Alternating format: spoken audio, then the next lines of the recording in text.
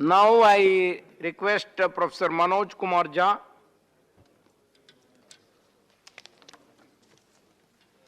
शुक्रिया vice chairman साहब, thank you so very much. मैं अपने दल राष्ट्रीय जनता दल की ओर से राष्ट्रपति जी के महामहिम के अभिभाषण के प्रस्ताव पर अपना पक्ष, दल का पक्ष रखने खड़ा हुआ। माननीय वाइस चेयरमैन साहब, शुरुआत यूं हुई कि गवर्नमेंट ऑफ इंडिया एक्ट 1919 के बाद हमारे यहाँ इस रवायत की शुरुआत हुई। उससे पहले हमारे यहाँ ये परंपरा नहीं थी। एक और ऐतिहासिक तथ्य जो मैं सदन के अपने साथियों के समक्ष रखना चाहूंगा कि 1950 में भी 31 जनवरी को ही अभिभाषण हुआ था।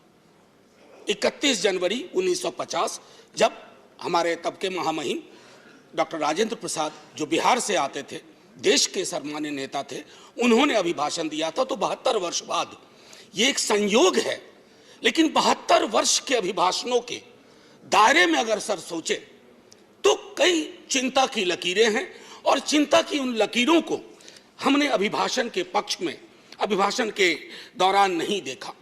इसलिए मैं शुरुआत करूंगा कि बेवफा बावफा नहीं होता, बेवफा बावफा नहीं होता, वरना इतना बुरा नहीं होता। हमने तो सोचा था, बाद लुटने के ये पता चला कि रहजन रहनुमा नहीं होता। खैर, बहरहाल सर, मैं कुछ छोटी छोटी चीजें इस संदर्भ में रखना चाहूंगा।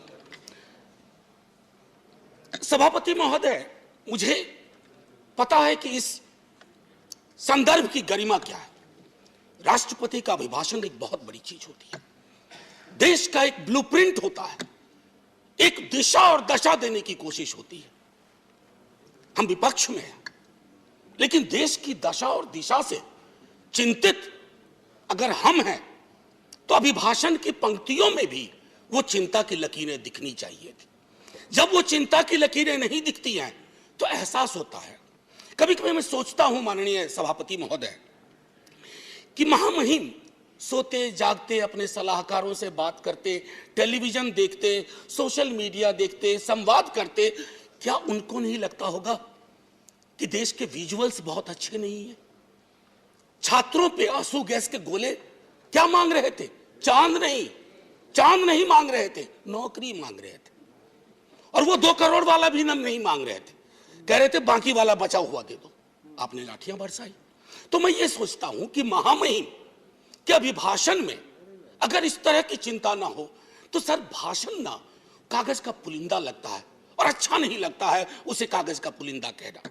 दूसरी चीज माननीय सभापति महोदय, कोरोना पर मैंने विस्तार से इस सदन में चर्चा की है। कोरोना को लेकर के भी जो चिंता आनी चाहिए थी वो नहीं आई।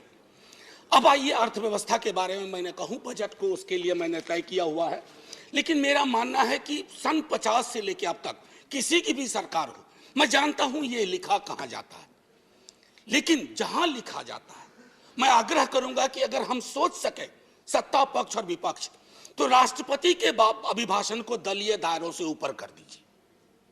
राष्ट्रपति का अभिभाषण, कल को आपकी सरकार ना हो, ये मैं अपील बाकी लोगों से भी करूंगा जो सरकार में आएंगे कल को, कल नहीं आएंगे परसों आएंगे, कभी तो आएंगे। मैं सिर्फ ये कहना चाहता हूं कि सर, अभिभाषण को एक नॉन पार्टीजन डॉक्यूमेंट बनाइए, नॉन पार्टीजन डॉक्यूमेंट। राष्ट्रपति देश के राष्ट्रपति हैं, उनके सरोकार में देश का सरोकार दिखना चाहिए माननीय सभापति महोदय। अब दिक्कत ये होती है ना माननीय सभापति महोदय कि अभिभाषण में सर्वेश्वर की एक लाइन थी सभापति महोदय, अगर तुम्हारे घर के एक कमरे में लाशें सड़ रही हो तो क्या तुम दूसरे कमरे में प्रार्थना कर सकते हो? अगर तुम्हारा जवाब हां है तो मुझे तुमसे कुछ नहीं कहना है। इसी यही रख करके बात मैं खत्म करता हूं इस संदर्भ के। सर, पैरा 4 माननीय राष्ट्रपति जी के अभिभाषण का है, जो कहता है remembering the past and learning from it. Sir, इतिहास की एक अपनी स्मृति होती है और स्मृतियों का एक इतिहास होता है, और विश्व इतिहास गवाह है सर, जिस किसी ने भी अतीत की स्मृतियों के साथ छेड़छाड़ करने की कोशिश की, उसको बदलने की कोशिश की, वो इतिहास के फुटनोट में चले गए। इतिहास नहीं बदला, वो इतिहास के फुटनोट में चले गए। नेताजी सुभाष बोस, अरे देश के नेताजी हैं, आपने उनको इंपीरियल कैनोपी में रखने का, अगर नेताजी कहीं से आ जाते हैं तो कहते कैनोपी मत रख भाई, दिलों में रख, दिलों में रख। मैं ये इसलिए कह रहा हूं, मैंने नेताजी की चिट्ठियां पढ़ी हैं नेहरू जी के नाम, मैंने नेताजी की चिट्ठियां पढ़ी हैं बापू के नाम, मैंने नेताजी की चिट्ठियां पढ़ी हैं तमाम उस दौर के लीडर्स के नाम। कहां कद था नेताजी का, नेहरू जी का, बापू का, पटेल का, और विवेचना कौन लोग कर रहे हैं? मैंने इसी सदन में कहा था कि बौनी समझ के लोग लंबा इतिहास नहीं लिख सकते, लंबी लंबी लंबी लकीर नहीं खींच सकते। एक बार चिंता करिएगा सर, मैं ये कह रहा हूं कि बापू के राम की संकल्पना करिए।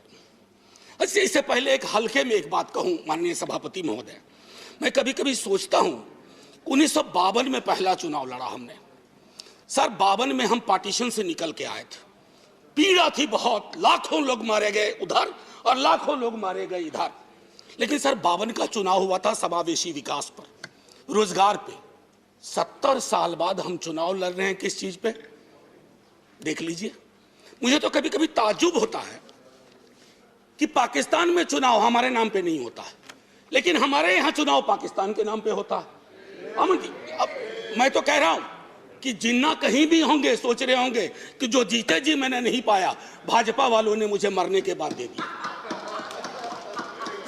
ये मैं समझता हूं हम सब के लिए सर चिंता का विषय होना चाहिए।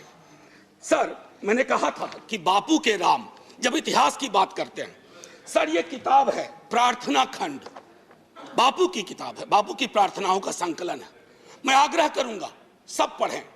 जब नोआखोले से लौट के आए बापू, बहुत पीड़ा थी, उन्होंने अपना प्रार्थना बदल दिया। वो प्रार्थना भजमन प्यारे सीताराम की जगह भजमन प्यारे राम रहीम, भजमन प्यारे कृष्ण करीम। आप क्या कर रहे हैं?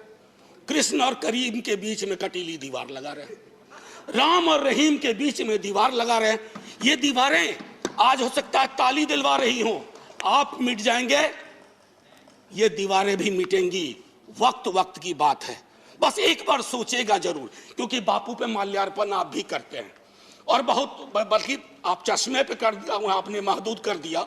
बापू का चश्मा लीजिए, बापू को चश्मे में मत रखिए, ये मेरा आग्रह होगा। एक चीज तो ये थी सर, माननीय सभापति महोदय, कोविड के संदर्भ में मैं बोलूंगा नहीं, मैंने पहले ही कहा, इश्तेहारबाजी हो रही है। जो सरकारें, मैं सिर्फ केंद्र को नहीं कह रहा हूं, जो सरकारें कोविड के वक्त में नदारद थी, सोशल मीडिया गवाह है, वो सरकार 4 पन्ने का इश्तेहार दे रही है। अब पहले नेता लोग काम करते थे तो लोग कहते थे अरे सोच दम ईमानदार है, काम दमदार है। अब लगता है दूसरे का भरोसा नहीं, खुद ही छपवा दो, सोच ईमानदार काम दमदार। अरे लोगों को बोलने दीजिए। अब देखिए सर, दूसरी चीज कोविड के संदर्भ में मैं आपको कहूंगा, जब आप कहते हैं ना कि फलाने की तुलना में यहां इतने कम मरे वगैरह, 18 से तुलना करते हैं, सर जिन परिवारों के चिराग गुम हुए ना, उनके लिए मौत आंकड़ा नहीं है सर। मेरी बेटी की एक साथ में लड़की पढ़ती थी, 2 बेटियां थी, माता पिता 1 हफ्ते के अंदर दुनिया से चले गए। उसको नंबर बताएंगे हम कि ये आंकड़ा है तुम्हारे बाबूजी का, ये आंकड़ा है तुम्हारी मां का। ये नहीं होना चाहिए सर, इतनी तो संवेदनशीलता होनी चाहिए, सरकार किसी की भी हो सकती। सर समानता और बंधुत्व के संदर्भ में बाबा साहब भीमराव अंबेडकर की चर्चा की गई है। सर मैं क्या कहूं, ये महादेव गोविंद रानाडे लेक्चर है। बस मैं कहना, बाबा साहब ने एक बात बार बार कही थी, वो कही थी कि भैया डेमोक्रेसी को सबसे बड़ा खतरा है हीरो वर्शिप, उससे बचा लेना। लेकिन हमने क्या किया है, पूरी की पूरी डेमोक्रेसी को हीरो वर्शिप में तब्दील की है। आप कहिएगा पहले भी हुआ था, अरे जब पहले हुआ तो अच्छा नहीं था, अगर आज हो रहा है तो बुरा है। क्या हो गया सर, आजकल देखिए शब्दावली बदल गई है। वाजपेयी जी की सरकार एनडीए गवर्नमेंट कही जाती थी, या आपकी भी सरकार शुरू में जब बनी थी तो एनडीए गवर्नमेंट या बीजेपी गवर्नमेंट, अब कहते हैं मोदी गवर्नमेंट, अब हो गई ये केजरीवाल गवर्नमेंट। सर ये जो बीमारी है ना, पूरी सरकार व्यक्ति केंद्रित हो जाएगी ना सर, तो डेमोक्रेसी में दिक्कत क्या हो जाती है कि डेमोक्रेसी को सबसे बड़ा खतरा डेमोक्रेसी को सबसे बड़ा खतरा कल्ट से होता है।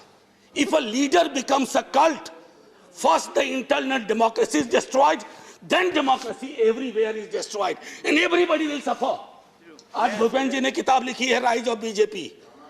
मैं समझता हूं बीजेपी कहीं अगर ऐसे हालात रहे, he has to write another book, fall of BJP. Sir, अब मैं ये कहना चाहता हूं, जब प्रजातंत्र का मूल है अपने साथियों के लिए आदर और सम्मान की भावना। प्रोफेसर जी, सुनने में आपका बहुत अच्छा लगता आपका टाइम। सर मैं बस एक आध 2 मिनट लूंगा, उससे ज्यादा नहीं। सर मैं ज्यादा वक्त नहीं लूंगा, इसलिए भी कि वक्त भी अच्छा नहीं चल रहा है। सर, माननीय महामहिम कहते हैं प्रजातंत्र का मूल है अपने साथियों के लिए आदर और सम्मान की भावना। मैं आग्रह करूंगा सबों से, सिर्फ आपसे नहीं, हमारी शब्दावली क्या हो गई है एक दूसरे के लिए। हम युद्ध की शब्दावली का इस्तेमाल करते हैं, हम चुनाव लड़ते हैं एक दूसरे के खिलाफ। किस तरह की शब्दावली का बिहार चुनाव में प्रयोग हुआ और किस तरह की शब्दावली का अभी चुनावों में प्रयोग हो रहा। अरे चुनाव कोई जीते, कोई देशद्रोही नहीं है इस देश में। हमारे आपकी संकल्पना में फर्क हो सकता है। ना मैं आपको देशद्रोही मानूंगा, ना आपको अधिकार देता हूं कि आप मुझे देशद्रोही कहें, क्योंकि तराजू पे तौलिएगा तो शायद चिंता आपको अपनी होगी, मेरी नहीं होगी। ये मैं कहना चाहता हूं। कहां से देशद्रोह का मामला आ गया? सर, अब मैं एक एक कर करके खत्म ही करूंगा। मैंने पहले भी कहा था और दोहरा रहा हूं। सर, ये जो पूरा का पूरा डिस्कोर्स है, विमर्श, सबको बैठ करके राजनीतिक विमर्श बदलना चाहिए, सब खत्म हो जाएगा। सर, अब आइए पारा 15, 1 मिनट और लूंगा, 1-1.5 मिनट। फूड सिक्योरिटी को लेकर के बड़ी बड़ी बातें होती है। सर, गोदाम से पेट तक की यात्रा सुनिश्चित नहीं करवा रहे हैं आप। अन्न का भंडारण आपको है, लेकिन हासिल क्या है? 116 मुल्कों में आप 101वें नंबर पे हैं। भूखमरी, पेट की लानत सबसे बड़ी लानत होती है। अगर मंदिर भी बनवा रहे हैं तो उसमें प्रसाद चढ़ाने के लिए पैसा चाहिए। अगर मजार पे जा रहे हैं चादर चढ़ाने के लिए पैसा चाहिए। लोगों के पास कुछ बचा नहीं है। ये चिंता नहीं होनी चाहिए। मैं जानबूझ करके प्रेस फ्रीडम इंडेक्स की बात नहीं कर रहा, मैं जानबूझ करके डेमोक्रेसी इंडेक्स की बात नहीं कर रहा हूं, क्योंकि शांता छेत्री जी के सवाल को खारिज करके आपने विंडिकेट कर दिया कि उनकी भावना क्या थी। सर, पैरा 70 आखिरी ही है। पैरा 70 में आते हैं एक भारत श्रेष्ठ भारत। सर, बिहार इसमें आता है या नहीं आता? या बिहार से 39 सांसद ले लिए, बिहार का काम खत्म? सर, मैंने पहले भी कहा था, अब बिहार ज्वालामुखी के ढेर पे है। लालू जी के टाइम से उस सदन में बात शुरू हुई, फिर राबड़ी जी हमारे मुख्यमंत्री, अभी नेता प्रतिपक्ष मुख्यमंत्री नीतीश कुमार जी और पूरा भी भाजपा का बिहार विधानमंडल दल हाथ जोड़ के प्रधानमंत्री जी से कहा कि प्रधानमंत्री जी, बिहार को विशेष राज्य का दर्जा दीजिए, दर्जा दीजिए। ये खैरात नहीं है। बिहार नहीं तरक्की करेगा तो देश की तरक्की में कभी 4 चांद नहीं लगेंगे, 2 चांद छूट जाया करेंगे, क्योंकि वो दोनों चांद पूर्वांचल से आएंगे। इसका आपको ध्यान रहे। सर, मैं एक आखिरी कहूंगा, चंद्रशेखर जी के साथ बहुत लोगों ने काम किया है। उन्होंने एक बात कही थी बड़ी मार्मिक, रहबरी के सवाल में। घर के डिजाइन में आमतौर पर मतभेद हो सकता है सामान्य दिनों में, लेकिन जब घर में आग लगी हो ना, तो डिजाइन में मतभेद नहीं होता है, सबको मिलकर आग बुझाना चाहिए। आज वो परिस्थितियां हैं। मैं इसलिए कह रहा हूं कि उन्होंने भी असंतोष के लक्षण बताए थे बिहार जैसे राज्य में, कि दिल्ली की नीति और नीयत की वजह से। मैं आपसे आग्रह करूंगा आपके माध्यम से कि महामहिम संज्ञान ले। और आखिरी सर, ये किताब है, मैं आग्रह करूंगा कश्मीर के बारे में। मेरे दोस्त, मैंने बार बार ये कहा है कि कश्मीर जमीन का टुकड़ा नहीं है, जम्मू जमीन का टुकड़ा नहीं है, लद्दाख जमीन का टुकड़ा नहीं है। जिंदा लोग बसते हैं। अगर आप यहां से नॉर्मल बोलते हैं तो घाटी में नॉर्मल लगना चाहिए। और मैं इसलिए भी कहूं कि ये लाल चौक एक यंग लड़के ने लिखी है सर, बिहार का लड़का है, उसने ये बात लिखी है और कहा है कि नॉर्मैलिटी कैसे रिस्टोर की जा सकती है। सब पढ़ें। और आखिरी में sir 30 second sir, north east के बारे में चर्चा हुई। 14 सिविलियंस की बर्बर हत्या हुई। क्या वो भारत के नागरिक नहीं थे? क्या उनके लिए एक शब्द नहीं होना चाहिए था? इसलिए मैं कह रहा हूं कि अभिभाषण सादा डॉक्यूमेंट ना हो, दर्द और पीड़ा हो, उसमें सब कुछ हो, ताकि वो हमारा अभिभाषण हो, आपका अभिभाषण हो, सबका अभिभाषण हो। बस इतना कह करके सर, जय हिंद।